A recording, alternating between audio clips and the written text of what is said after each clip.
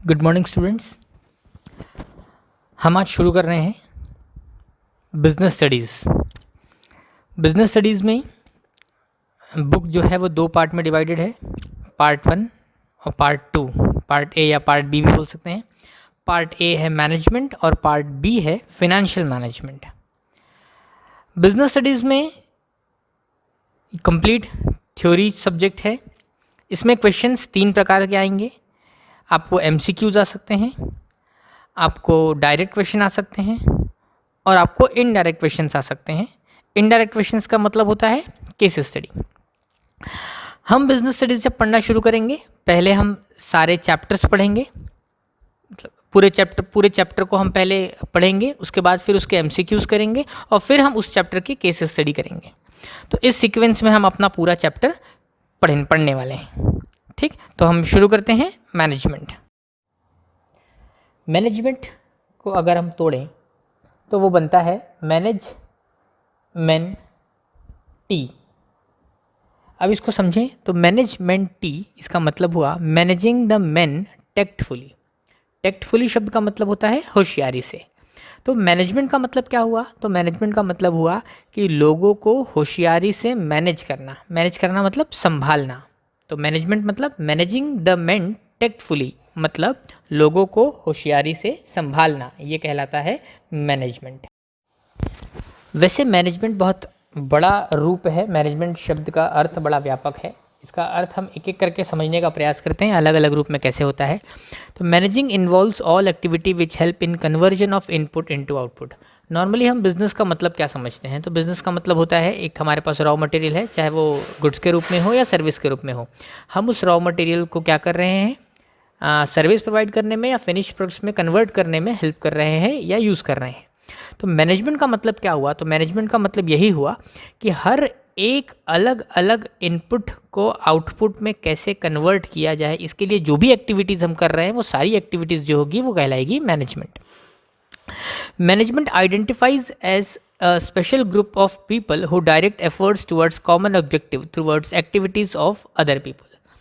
अब थोड़ा सा और समझते हैं मैनेजमेंट को, थोड़ा सा टेक्निकल लैंग्वेज में समझे तो मैनेजमेंट क्या है? तो एक ग्रुप ऑफ पर्सन है जो अलग अलग लोगों के ऑब्जेक्टिव्स को कोऑर्डिनेट कर रहा है और दूसरों को दूसरों के ऑब्जेक्टिव्स को पूरा करने में हेल्प कर रहा है। पूरे हम अपने ऑब्जेक्टिव्स को पूरा करने में जो हेल्प कर रहे हैं वो कहलाया मैनेजमेंट।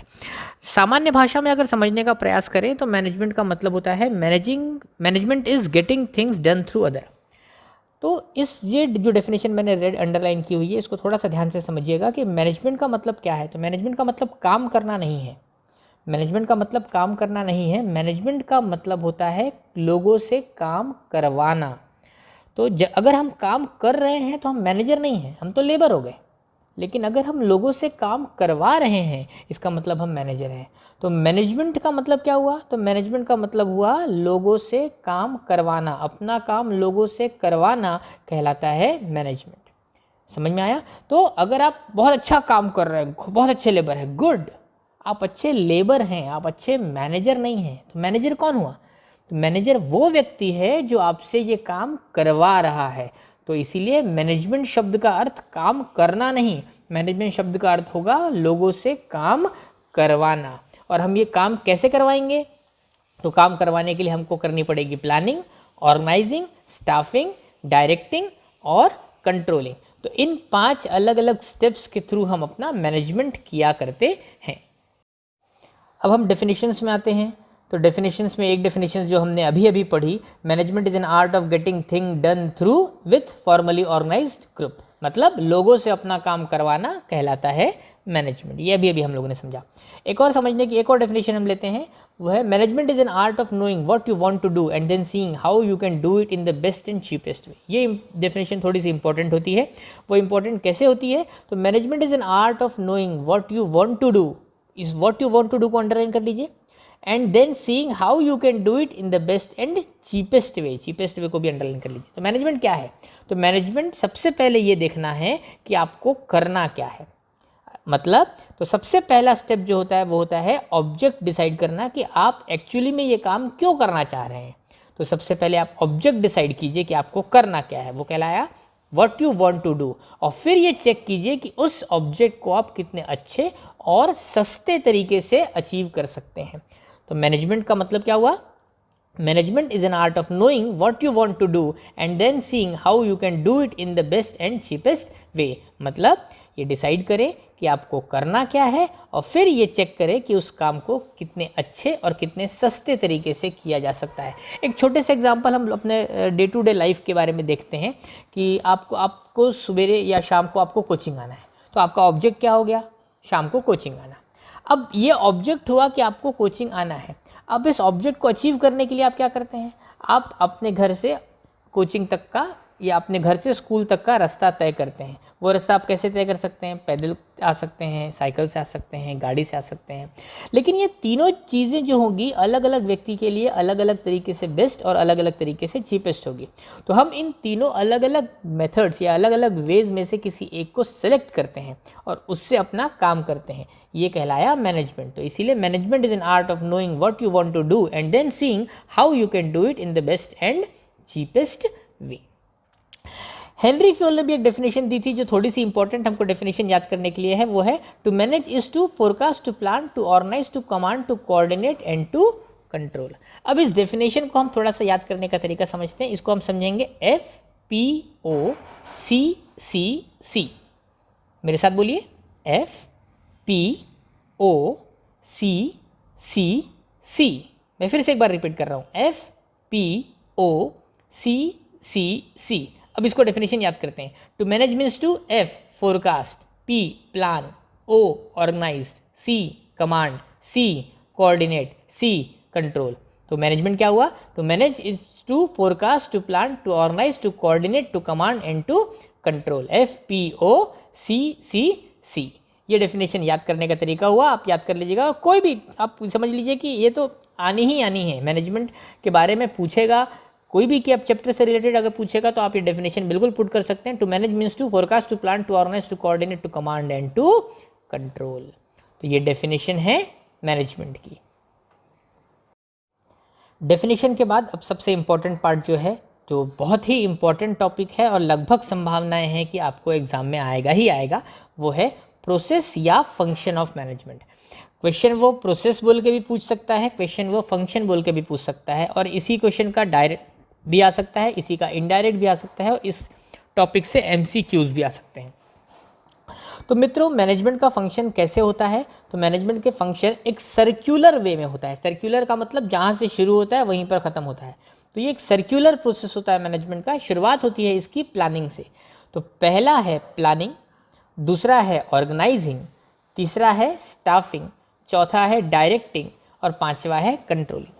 मैं एक एक लाइन में इन सब के बारे में पहले समझा दूं, फिर बाद में इनको डिटेल में लेंगे। प्लानिंग मतलब योजना बनाना, अर्थात ये डिसाइड करना कि हमको काम क्या करना है और कैसे करना है। ऑर्गेनाइज करना मतलब अलग अलग चीज़ों को इकट्ठा करना। हमको मैनेजमेंट में ज़रूरी होती है man, machine, method, material, money. इन 5 M's को एक साथ लाना कहलाता है ऑर्गेनाइज करना। Man, machine, method, material, money, इन सबको एक जगह इकट्ठा करना कहलाएगा ऑर्गेनाइज करना। स्टाफिंग मतलब अपना स्टाफ क्रिएट करना। अपना स्टाफ मतलब हमारे साथ काम करने वाले लोगों को अपॉइंट करना, उनके साथ काम करना। क्योंकि हमने पहले पढ़ा है मैनेजमेंट क्या है? काम करना मैनेजमेंट नहीं है। तो मैनेजमेंट क्या है?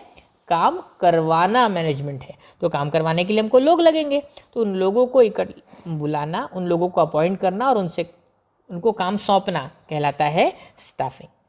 स्टाफिंग के बाद डायरेक्टिंग। डायरेक्टिंग, अब जैसे हम अपनी बात करें तो हमको जब तक बोला ना जाए पढ़ो, हम पढ़ते हैं क्या? नहीं। वैसे ही लोगों को बोलना ज़रूरी है कि काम करो, तब वो काम कर पाएंगे। तो ये हुआ डायरेक्टिंग। तो डायरेक्टिंग मतलब होता है लोगों को दिशा दिखाना, लोगों को एक प्रकार से हम समझें तो कमांड करना। कमांड करना अर्थात लोगों को ये बताना कि ये काम करो, सिर्फ ये काम करो नहीं, ये बताना कि इस काम को इस तरीके से करो कहलाएगा डायरेक्टिंग। तो डायरेक्टिंग एक्चुअल में कमांड का एक एक्सटेंशन वर्जन है। कमांड देने का अर्थ होता है आदेश देना, डायरेक्ट करने का मतलब होता है निर्देश देना, मतलब ये बताना कि इस काम को इस तरीके से करो। और लास्ट आता है कंट्रोल। कंट्रोल करने का मतलब क्या होता है? कंट्रोल शब्द का मतलब होता है ये चेक करना कि हमने जो सोचा था वो अचीव हुआ कि नहीं हुआ, ये कहलाता है कंट्रोलिंग।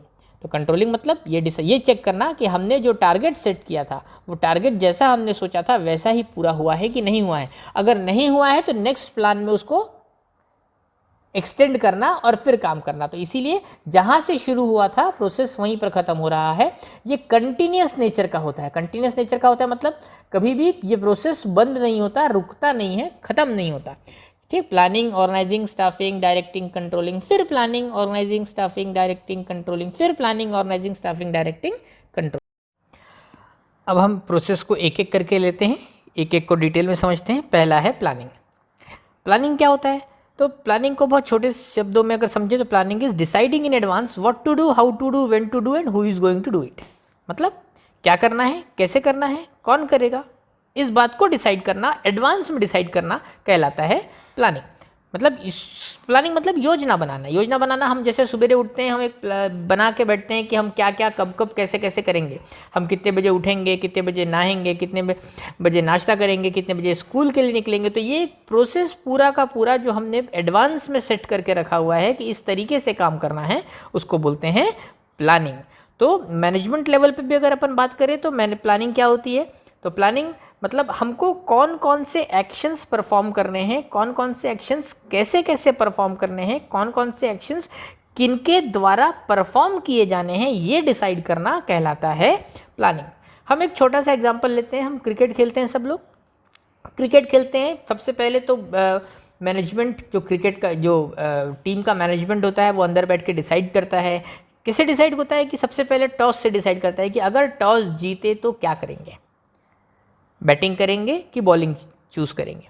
फिर अगर बैटिंग करेंगे तो पहले कौन बैटिंग में जाएगा, हमारा टारगेट क्या होगा, हम कितने रन तक का टारगेट डिसाइड करेंगे, ओपनिंग कौन करेगा, विकेट अगर जल्दी गिर जाता है तो कौन जाएगा, विकेट अगर बहुत देर से गिरता है तो फिर कौन बैट्समैन जाएगा, अगर हम बॉलिंग लेते हैं तो पहली बॉलिंग कौन करेगा, स्पिनर का क्या रोल होगा।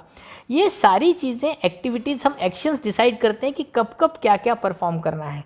यही चीज़ कहलाती है प्लानिंग। इसको अगर हम टेक्निकल लैंग्वेज में अगर एग्जांपल लेने का प्रयास करें कि एक ऑर्गेनाइजेशन में क्या होता है, तो एक डिसाइड किया जाता है। आप एक टेलर के पास चले जाइए, तो टेलर के पास आपने कपड़ा दे दिया कि भैया मेरे को शर्ट बना के दे देना। अब शर्ट बनाना एक ऑब्जेक्ट हुआ, तो टेलर डिसाइड करेगा कि ये शर्ट कौन, कपड़े का की कटिंग कौन करेगा, कटिंग करने के बाद कौन स्टिचिंग करेगा, बटन कौन स्टिच करेगा, लास्ट में प्रेस कौन करेगा।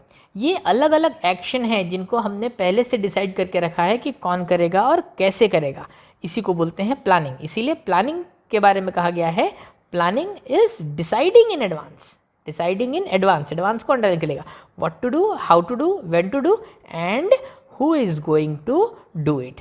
प्लानिंग प्योरली मेंटल एक्सरसाइज है। मेंटल एक्सरसाइज मतलब यहाँ पर शारीरिक शक्ति का प्रयोग करने की ज़रूरत नहीं होती है, सिर्फ आपकी मानसिक शक्ति का प्रयोग यहाँ पर किया जाता है।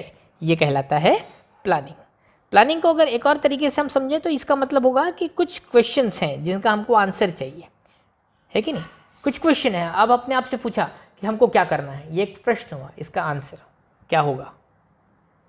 ये काम कौन करेगा, हमने प्रश्न पूछा, इसका आंसर।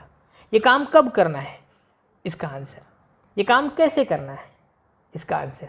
ये काम किसके द्वारा किया जाना है, इसका आंसर। तो अलग अलग कुछ क्वेश्चन के आंसर खोजना कहलाता है प्लानिंग।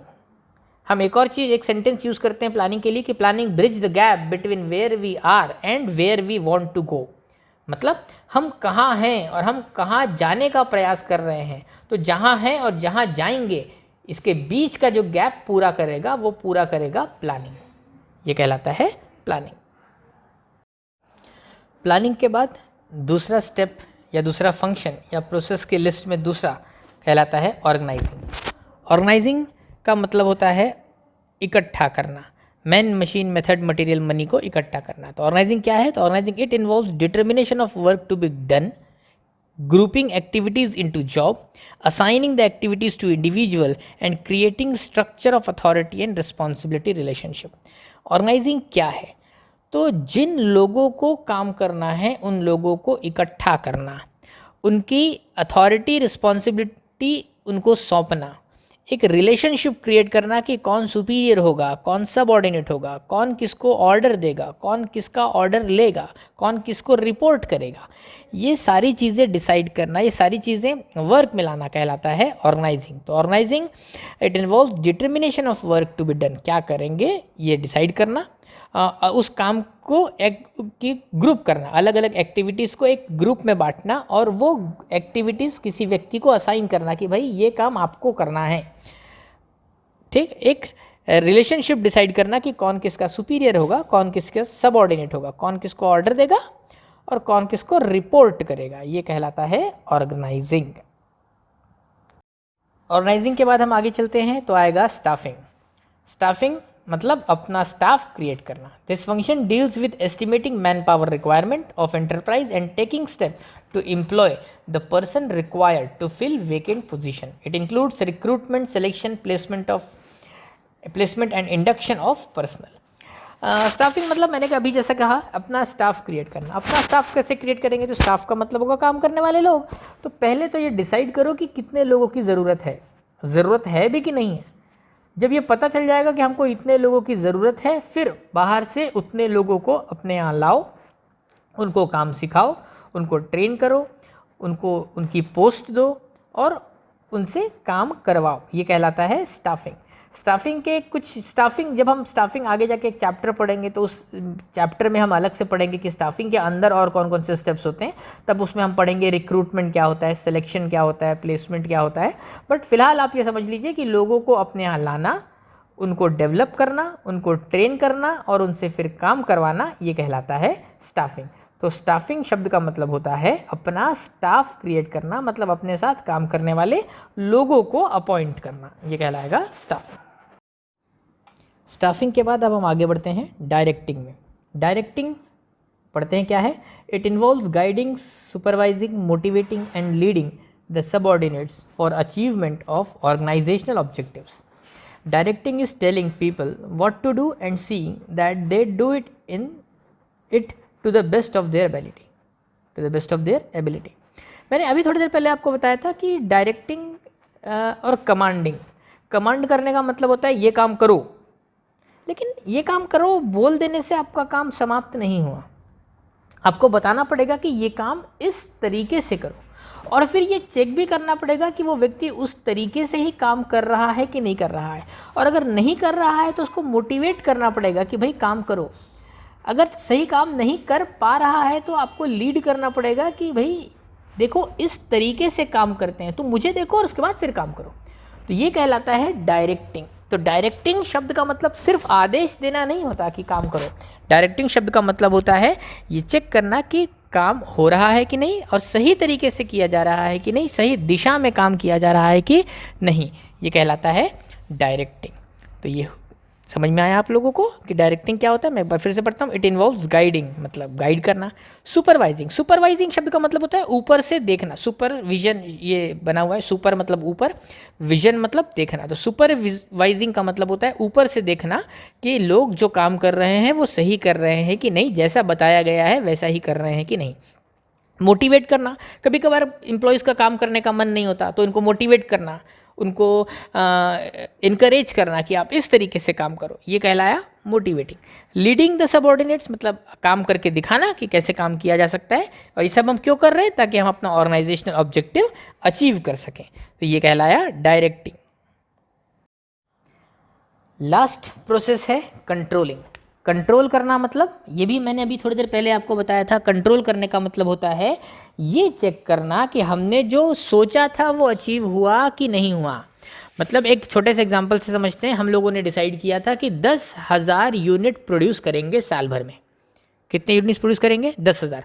तो ये हमारा टारगेट हुआ। टारगेट क्या हुआ कि 10,000 यूनिट प्रोड्यूस करेंगे। अब हमने चेक किया तो चेक करने के बाद पता चला कि 8,000 यूनिट प्रोड्यूस हुए। तो डेविएशन कितने का आया, नुकसान कितने का हुआ?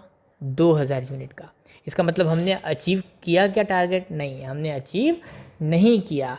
तो अब क्या करें? अब करेक्टिव मेजर ले और उस 2,000 का जो डिफरेंस है उस डिफरेंस को कम करने का प्रयास करें, या तो नेक्स्ट प्लान में या अभी अगर हमारे पास समय है तो हम उस करेक्टिव मेजर्स को चेक करें और करेक्टिव मेजर्स को लें और उस डेविएशन को दूर करने का प्रयास करें। तो ये कहलाया controlling. It means measurement and correction, correction को भी अंडरलाइन कीजिएगा। It means measurement and correction of the performance of subordinates in order to make sure that objectives are accomplish. अब अपना एग्जांपल ले लेते हैं अपन यार। मान लो हम लोगों ने सोचा कि आपने डिसाइड किया क्लास के स्टार्टिंग में कि आपका 80% आएगा, ये आपका ऑब्जेक्टिव हुआ 80%। तो एक्चुअल परफॉर्मेंस आपका डिजायर्ड रिजल्ट क्या कहलाया 80%। पता चला एक्चुअल रिजल्ट सप्लीमेंट्री आ गई। अब सोचो क्या ऑब्जेक्ट अचीव हुआ? नहीं, ऑब्जेक्ट अचीव नहीं हुआ, बहुत बड़ा गैप आया। तो करेक्टिव मेजर कैसे लेंगे यार? अभी भी समय है, पढ़ाई कर ले और कम से कम सप्लीमेंट्री तो पास हो जाए, तो हमारा डेविएशन जो था वो थोड़ा सा कम होगा। तो इसी को बोलते हैं कंट्रोलिंग। मतलब the purpose of controlling is to ensure that what is done will be what is intended.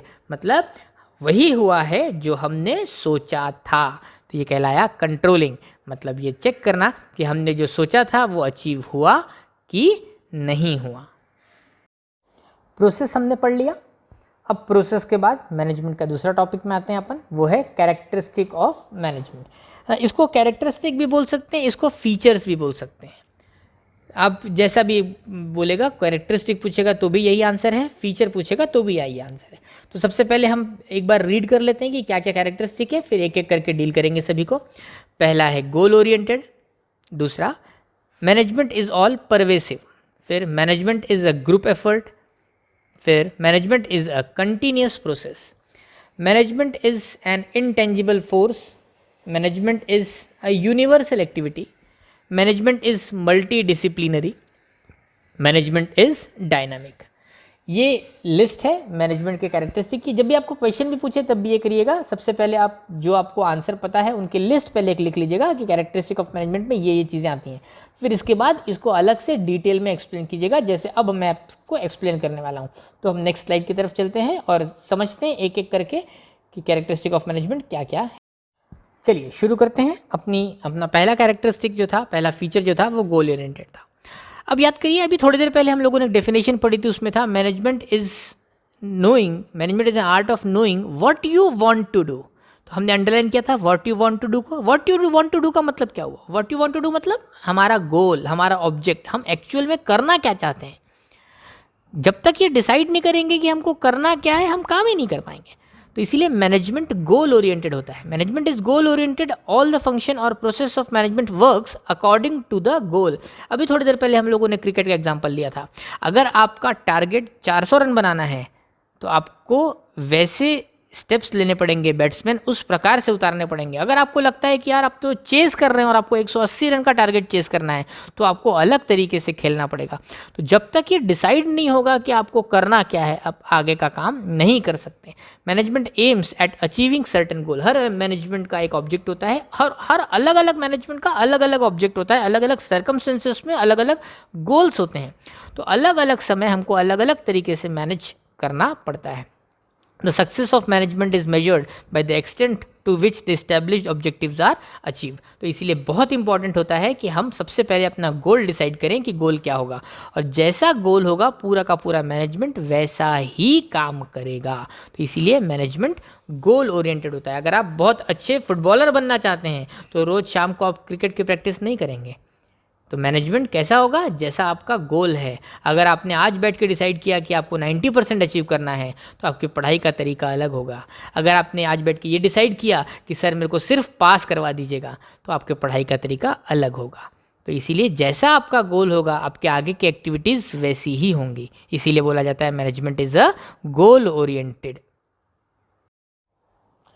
अब हम नेक्स्ट कैरेक्टरिस्टिक या नेक्स्ट फीचर में आते हैं, वो है management is a group effort. Group effort का मतलब, या ग्रुप एक्टिविटी के नाम से भी इसको हम पुकार सकते हैं। थोड़ी देर पहले हम लोगों ने एक डेफिनेशन पढ़ी थी जिसमें हम लोगों ने पढ़ा था management is an art of getting things done through others. Others मतलब हमको लोग चाहिए। हम अकेले मैनेजमेंट कर सकते हैं क्या? मैं और मेरी तन्हाई अक्सर ये मैनेजमेंट खेला करते हैं। नहीं कर सकते, ये पॉसिबल नहीं है। तो इसीलिए बहुत ज़रूरी है कि हमारे साथ लोग हों। तो ये एक्टिविटी ग्रुप एक्टिविटी है। एक अकेला व्यक्ति मैनेजमेंट नहीं कर सकता। ये पॉसिबल नहीं है एक व्यक्ति के लिए कि वो सारा का सारा काम कर सके। तो इसीलिए आप खुद सोचिए कि एक अकेला व्यक्ति सारा का, हम क्रिकेट खेलते हैं, है ना। मैं बार बार क्रिकेट का एग्जांपल आपको पूरे चैप्टर भर में दूंगा, क्योंकि ये एक्टिविटी आप सबके लिए एक इंटरेस्टिंग एक्टिविटी होती है। हम देखते हैं कि अलग अलग एफर्ट्स होता है, एक व्यक्ति बैटिंग कर रहा है, एक व्यक्ति बॉलिंग कर रहा है, एक व्यक्ति कीपिंग कर रहा है और बहुत सारे लोग फील्डिंग कर रहे हैं। अगर ये 4 लोग मिलेंगे तभी हम वो एक्टिविटी पूरी की पूरी परफॉर्म हो पाएगी, अन्यथा परफॉर्म नहीं हो पाएगी। तो एक व्यक्ति के लिए ये करना पॉसिबल नहीं होता। It is not a single person who can make the whole process of management, but it is a group effort. A task can be successfully accomplished only with the collective effort. आप photo में भी देख लीजिए, हम लोग जो बता रहे हैं, एक अकेला अगर वो एक मछली होती तो उसके लिए पॉसिबल नहीं होता कि वो अपना काम पूरी तरीके से कर सके। तो इसलिए उन्होंने ग्रुप में वो काम करने का प्रयास किया। Management creates effective cooperation among people working together. जो लोग साथ में काम कर रहे होते हैं, एक दूसरे के कोऑपरेशन के साथ ही मैनेजमेंट कंप्लीट हो पाता है। आगे बढ़ते हैं। नेक्स्ट है management is all pervasive. Pervasive means applicable in all spheres and at all place. Management is pervasive, that is management is applicable everywhere whether the organisation is engage in any business activity और not. The use of management is not restricted to business firms only. It is applicable in profit making, non-profit making business और non-business organization. Pervasive शब्द का मतलब होता है सर्वव्यापक, मतलब हर जगह मैनेजमेंट है। आप घर से यहाँ तक आए, मैनेजमेंट है। आप अभी पढ़ने बैठे, मैनेजमेंट है। आप वापस घर जाएंगे, मैनेजमेंट है। आप घर पे बैठे हैं, टीवी देख रहे हैं, मैनेजमेंट है। तो कोई भी एक्टिविटी जो मैं या आप परफॉर्म कर रहे हैं, उन एक्टिविटीज़ में मैनेजमेंट है। ये ज़रूरी नहीं है कि ये एक्टिविटीज़ सिर्फ बिजनेस ओरिएंटेड हो, सिर्फ प्रॉफिट ओरिएंटेड हो। हर एक्टिविटी, आप क्रिकेट खेल रहे हैं शाम के समय में, मैनेजमेंट है। आप पढ़ाई कर रहे हैं घर में बैठ के, मैनेजमेंट है। आप बिजनेस कर रहे हैं, मैनेजमेंट है। तो हर एक्टिविटी जो आप परफॉर्म कर रहे हैं, उस एक्टिविटी में मैनेजमेंट है। बिना मैनेजमेंट के कोई भी एक्टिविटी परफॉर्म नहीं हो सकती, इसलिए बोलते हैं management is all pervasive. Next है management is multi disciplinary. Management has grown with the help of knowledge drawn from various discipline like economics, philosophies, sociology etcetera. Much of management literature is the result of the application of these science. Multidisciplinary मतलब अलग अलग disciplines में, अलग अलग subjects में, अलग अलग activities में मैनेजमेंट इन्वॉल्व होता है। इकोनॉमिक्स का मैनेजमेंट इकोनॉमिक्स समझ लीजिए, फिलोसफी समझ लीजिए, सोशियोलॉजी समझ लीजिए, या कोई और एक्टिविटीज़, हर एक डिसिप्लिन में मैनेजमेंट इन्वॉल्व रहता है। इसीलिए बोलते हैं management is multi disciplinary. Next हम पढ़ते हैं मैनेजमेंट इज़ कंटिन्यूस प्रोसेस। इसके बारे में मैंने आप लोगों को पहले ही बताया था।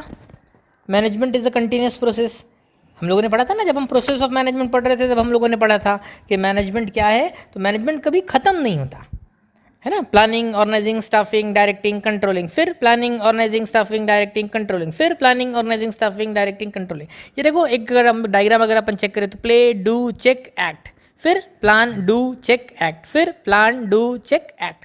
तो ये एक्टिविटी हमेशा ही चलती जाएगी, हमेशा ही चलती रहेगी, कभी भी समाप्त नहीं होगी। तो ये एक नेवर एंडिंग प्रोसेस होता है, इसीलिए बोलते हैं management is a continuous process. Next feature में पढ़ते चलते हैं। Management is intangible force. Intangible force का मतलब जिसको हम छू या देख नहीं सकते, सिर्फ महसूस कर सकते हैं, वो कहलाता है इंटेंजिबल फोर्स। मैनेजमेंट दिखाई नहीं देता, मैनेजमेंट को हम टच नहीं कर सकते, मैनेजमेंट को हम सिर्फ समझ सकते हैं या उसको सिर्फ फील कर सकते हैं कि एक्टिविटी में मैनेजमेंट है कि नहीं है। मैनेजमेंट कोई चीज़ नहीं है, मैनेजमेंट दिखाई नहीं देता, अरे यार एक काम करो, मैनेजमेंट उठा के यहाँ से वहाँ रखो, नहीं है, ये नहीं हो सकता। मैनेजमेंट देखा या छुआ नहीं जा सकता, वो सिर्फ महसूस किया जा सकता है। तो management is a power which can not be seen to exist as physical thing. It can only be experienced only through the evaluation of the success of any organisation. तो मैनेजमेंट कैसा है ये समझ में आएगा कि वो ऑर्गेनाइजेशन कितना सक्सेस है, वो ये आपको अपने एक्सपीरियंस से समझ में आएगा कि वहाँ का मैनेजमेंट अच्छा है कि नहीं है, या मैनेजमेंट है भी कि नहीं है। तो इसीलिए management is N intangible force. आगे बढ़ते हैं। नेक्स्ट है मैनेजमेंट इज डायनामिक। डायनामिक शब्द का मतलब होता है एवर चेंजिंग, चेंज होते आना। हमने समझा है, देखा है, इन्वायरमेंट स्टैटिक नहीं रहता, इन्वायरमेंट चेंज होता रहता है। बिजनेस इन्वायरमेंट भी चेंज होता है। आज कोई चीज़ बहुत इंपॉर्टेंट है तो ज़रूरी नहीं है कि 3 दिन बाद या 3 साल बाद वही चीज़ इंपॉर्टेंट हो, और आज जो चीज़ बिल्कुल भी इंपॉर्टेंट नहीं है ज़रूरी नहीं है कि 3 साल बाद वो भी बिल्कुल इंपॉर्टेंट न रहे। तो हमारी सोच, हमारी एक्टिविटीज़, चीज़ों का, एक्टिविटीज़ का इम्पोर्टेंस समय के साथ साथ चेंज होता है। तो मैनेजमेंट को भी समय के साथ साथ चेंज होना पड़ेगा। अगर हम आज वही काम कर रहे हैं जो कल किसी और ने किया था या कल भी किया था, तो हम आने वाले कल में हम सक्सेस पाएँ ये आवश्यक नहीं है। तो हमको अपनी बिजनेस एक्टिविटीज़, स्ट्रैटेजीज़, टैक्टिक्स ये सब चेंज करनी पड़ती है समय के साथ साथ। इसीलिए बोलते हैं management is dynamic. Because environment goes on changing every day due to social, economical, political and technical resources. Political situations अगर चेंज हुई तो आपके बिजनेस की एक्टिविटीज़ चेंज हो सकती है, बिजनेस आपका ऑब्जेक्ट चेंज हो सकता है। इसलिए बहुत ज़रूरी है इकोनॉमिकल, गवर्नमेंट की इकोनॉमिक पॉलिसी, गवर्नमेंट की मॉनेटरी पॉलिसीज़ अगर मान लो चेंज होती है तो उस चेंज के साथ साथ आपके बिजनेस में भी चेंज लाना पड़ेगा। इसीलिए बहुत ज़रूरी है कि मैनेजमेंट डायनामिक हो, आप चेंज करने वाला होना चाहिए। No business organisation can afford to continue with it outdated policies and procedures in the changing world. Management helps organization to change from time to time and make adjustment and modification accordingly. तो समय के साथ साथ आपको change करना पड़ेगा, आपको अपने आप को मॉडिफाई करना पड़ेगा। आप याद कीजिए कि नोकिया जब फ़ोन्स चला करते थे तो बहुत पहले वो हार्ड बॉक्स टाइप के फ़ोन आया करते थे, पेंसिल बॉक्स जैसे फ़ोन हुआ करते थे, बहुत हैवी होते थे। फिर धीरे से बहुत डिज़ाइनर फ़ोन आने लगे जिसमें फ्लैप वाले फ़ोन, स्लाइडर फ़ोन, अलग अलग प्रकार के फ़ोन्स आने लगे। और आज के समय में देखिए तो आज हम टच स्क्रीन यूज़ करना पसंद करते हैं। तो ये बिज़नेस में चेंजेस आए हैं, हमारी सोच में चेंज आया है। तो अगर आप वही पुरानी चीज़ें अगर रखेंगे अपने पास तो आप बहुत जल्दी आउटडेटेड होंगे। बहुत सारी कंपनीज़ का नाम आप देख सकते हैं जो एक समय बहुत ऊपर थी, लेकिन धीरे धीरे क्योंकि उन्होंने अपने मैनेजमेंट, अपनी पॉलिसीज़ में चेंज नहीं किया, वो डाउनफॉल में चले गई। एग्जाम्पल नोकिया, एक समय फ़ोन का मतलब ही हुआ करता था नोकिया, लेकिन आज आपको बहुत कम नोकिया के फ़ोन दिखेंगे। क्यों? क्योंकि उन्होंने अपने आप को चेंज नहीं किया। अब कैमरे की अगर अपन बात करें तो एक पहले कोडैक का कैमरा आया करता था। कोडैक का मतलब ही कैमरा और कैमरे का मतलब ही कोडैक हुआ करता था, लेकिन उन्होंने भी अपने आप को चेंज नहीं किया, जिसके कारण आज उनका बिजनेस समाप्त हो गया। तो इसीलिए मैनेजमेंट डायनामिक होता है, डायनामिक होना चाहिए।